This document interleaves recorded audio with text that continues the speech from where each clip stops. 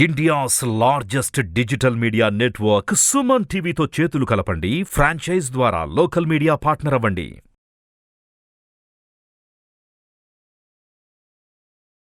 నమస్కారం, సుమన్ టీవీకి స్వాగతం. 27 నక్షత్రాల వారు స్వాభావికంగా ఏ రకంగా ఉంటారు, ఎటువంటి అభిరుచులను కలిగి ఉంటారు, వారికి ఎటువంటి రంగులు సంఖ్యలు శుభాన్ని కలుగజేస్తాయి, ఈ వివరాలు తెలియజేసేందుకు మనతో పాటు ఉన్నారు మరకత శ్రీచక్ర శ్రీ విద్యాపీఠ వ్యవస్థాపకులు బ్రహ్మశ్రీ నాగేశ్వర శర్మ గారు. గురుగారు నమస్కారం అండి. నమస్తే. గురుగారు, మృగశిర నక్షత్రం వారి గుణగణాలు ఏ రకంగా ఉంటాయి? అమ్మాయిలకైతే ఎలా ఉంటుంది, అబ్బాయిలకైతే ఎలా ఉంటారు? ఈ మృగశిర నక్షత్రాన్ని మనం గమనించినట్టయితే ఇది ద్విపాద నక్షత్రం కింద తీసుకోవచ్చు.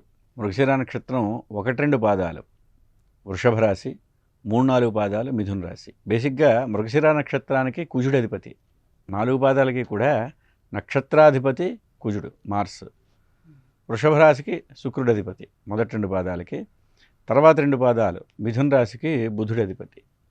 అందుచేత ఏంటంటే కొంచెం గుణగణాలు కానీ అదృష్ట విషయంలో కానీ కొంత మార్పు ఉంటుంది.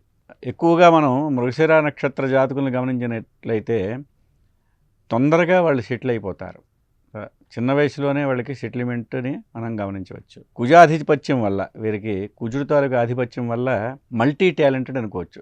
చాలా రంగాల్లో చాలా విషయాల్లో పరిజ్ఞానం ఉంటుంది. ఏ విషయాన్నైనా త్వరగా ఓన్ చేసుకోగలుగుతారు. చదువులో అయినా సరే, కళల్లో అయినా సరే, ఎందులో అయినా సరే. కోపం కూడా ఎక్కువే ఉంటుందేమో వారికి.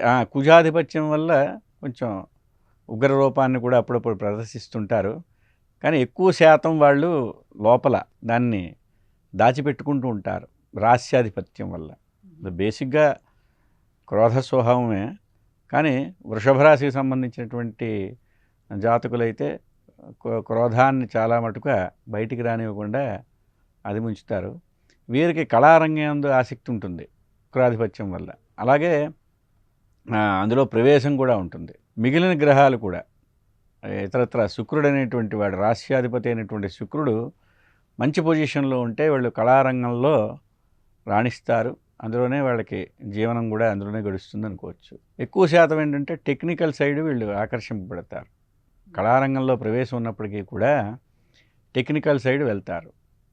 చదువులు ఇప్పుడు ఐఐటి కానీ ఐఐఎం ఇటువంటి వాటిలో వాళ్ళు అంటే స్వస్థలంలో స్థిరపడే అవకాశం ఉంటుందా, విదేశీయానం ఉంటుందా వాళ్ళకి? అని ముఖ్యంగా బాల్యం అంతా కూడా స్వగ్రామంలో కానీ వారి ఎక్కడైతే జన్మించారో అక్కడ వాడికి అదృష్టం కలిసి వస్తుంది.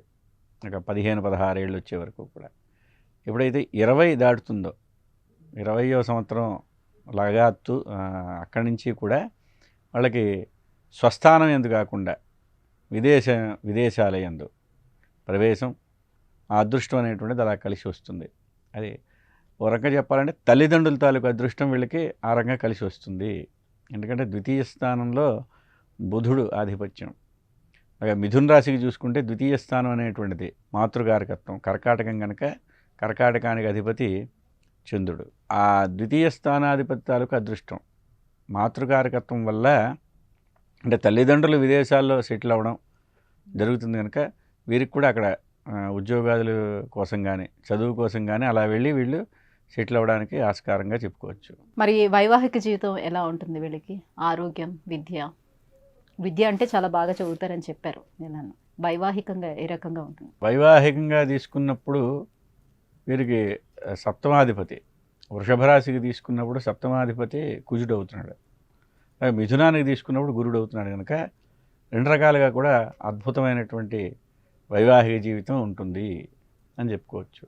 అదే కొన్ని సందర్భాల్లో కొన్ని గ్రహాల తాలూకా కాంబినేషన్ల వల్ల, అంటే సప్తమ స్థానంలో శని కానీ రవి కానీ ఉండేటువంటి జాతకులైతే వివాహానికి పూర్తిగా భేదిస్తారు. వివాహమే వద్దు, పెళ్లి చేసుకోవద్దు, ఒంటరిగా ఉండడమే మేము సంతృప్తిగా ఉన్నాం, ఒంటరి జీవితాన్ని ఆశించడం అనేటువంటిది వీళ్ళలో గమనించవచ్చు. అలాగే కొందరు ఏంటంటే ఆధ్యాత్మికవేత్తలుగా, ఏదైతే మన పురాణములు, ఇతిహాసములు చదవడం, వేదాంతం, ఫిలాసఫీ అందు అట్రాక్ట్ అయ్యి వీళ్ళకి ఉండేటువంటి అమితమైనటువంటి జ్ఞానం వల్ల అలా అయ్యి సన్యాసులుగా కూడా, సన్యాసులుగా కానీ, ఆడవాళ్ళైతే సన్యాసులుగా వివాహం చేసుకోకుండా, మగవాళ్ళైతే సన్యాసులుగా బ్రహ్మచర్యాన్ని అవలంబించడం అనేటువంటిది కూడా వీళ్ళ జాతకంలో గమనించవచ్చు. ఎందుకంటే కుజాధిపత్యం మిథున రాశికి తీసుకున్నప్పుడు బుధుడి తాలూకు ఆధిపత్యం వల్ల ఏం చేసినా ఎక్స్ట్రీమ్స్లో చేస్తారు వీళ్ళు. అంటే మనుషులు ఊహించిన దానికన్నా అధికమైనటువంటి పరిశ్రమను పెడతారు దాంట్లో. ఏ వర్క్ చేసినా, చదువుకున్నా, వీళ్ళ స్పోర్ట్స్లో ఉన్నా, సంగీతంలో ఉన్నా, ఇందులో ఉన్నా సరే.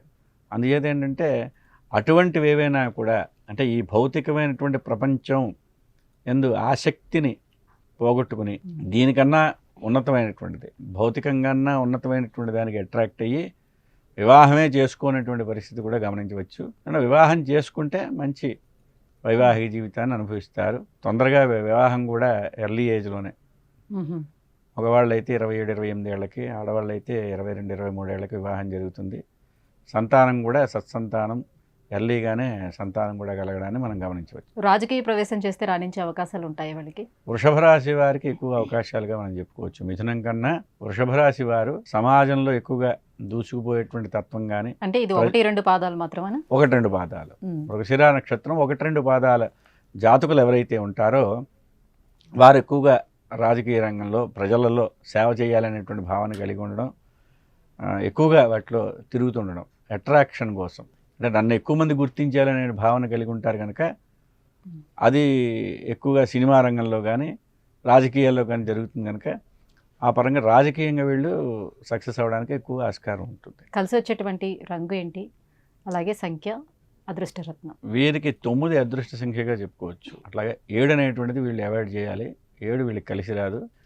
కలిసి వచ్చేటువంటి రంగు పసుపు, తెలుపు రంగు, అలాగే ఆకుపచ్చని నీలం అనేటువంటి రంగుల్ని వీళ్ళు విసర్జన చేస్తే చాలా అద్భుతమైన భవిష్యత్తు చాలా బాగుంటుంది. గురువుగారు, మరి స్త్రీలకు ఏమైనా ప్రత్యేకంగా వాళ్ళు ఆ స్వభావాన్ని కలిగి ఉంటారా పురుషులతో కంపేర్ చేసుకున్నట్లయితే? అలాగే మీరు వైవాహిక జీవితానికి వస్తే వీళ్ళు ఎక్కువగా సన్యాసాశ్రమం తీసుకునే అవకాశం ఎక్కువగా ఉందని చెప్పుకుంటూ వచ్చారు. ఎందుకని? అంటే అందరికీ అలా ఉంటుందా, కొన్ని పాదాలకు మాత్రమే అలా ఉందా అని? ముఖ్యంగా 1-2 పాదాలకి అలా ఉంటుందని చెప్పుకోవచ్చు. ఎందుకని మనం ఆలోచన చేస్తే నక్షత్రాధిపతి కుజుడు అవుతున్నాడు, రాస్యాధిపతి శుక్రుడు. అది పురుషగ్రహం, ఇది స్త్రీ గ్రహం. అంటే వీళ్ళలోనే ఎక్కువగా పురుషుడైతే స్త్రీ లక్షణాలని కొంచెం ఎక్కువ పాడులో కలిగి ఉండడం, స్త్రీ అయితే పురుష లక్షణాలని కొంచెం ఎక్కువ పాడులో కలిగి ఉండడం అనేటువంటి జరుగుతుంది కనుక వీరు పురుషులైతే స్త్రీలతో భేదించడం, స్త్రీలైతే పురుషులతో భేదించడం అనేటువంటిది మనం గమనించవచ్చు. అందువల్ల ఎక్కువగా ఈ వృషభ రాశికి సంబంధించి మృగశిర నక్షత్ర జాతకులు సన్యాసం వైపు, అంటే స్త్రీ సంపర్కాన్ని విడిచిపెట్టి మనం మోక్ష సాధన చేద్దాం, భగవంతుడి గురించి తెలుసుకుందాం, ఎవరో భగవంతుడు అనేటువంటి తత్వాన్ని కలిగి ఉండడానికి ముఖ్య కారణం ఏంటంటే స్వభావంలో పాళ్ళు ఎక్కువ ఉంటాయి. జన్మించడం పురుషుడిగా జన్మించిన స్త్రీ యొక్క లక్షణాలు కలిగి ఉండడం అనేటువంటిది, లేకపోతే జన్మించడం స్త్రీగా జన్మించిన పురుష లక్షణాలు కలిగి ఉండటం చేత వీరు ఎక్కువగా అలా ఉండడానికి, వీరి స్వభావం కూడా అలా ఉంటుంది. స్త్రీ అయినా సరే అగ్రెసివ్గా ఉండడం అనేటువంటిది, పురుషుడైతే కొంచెం సాత్వికంగా ఉండడం మనం గమనించవచ్చు మృగశీర్ష నక్షత్ర జాతకులకి. ధన్యవాదాలు గురుగారు. నమస్తే.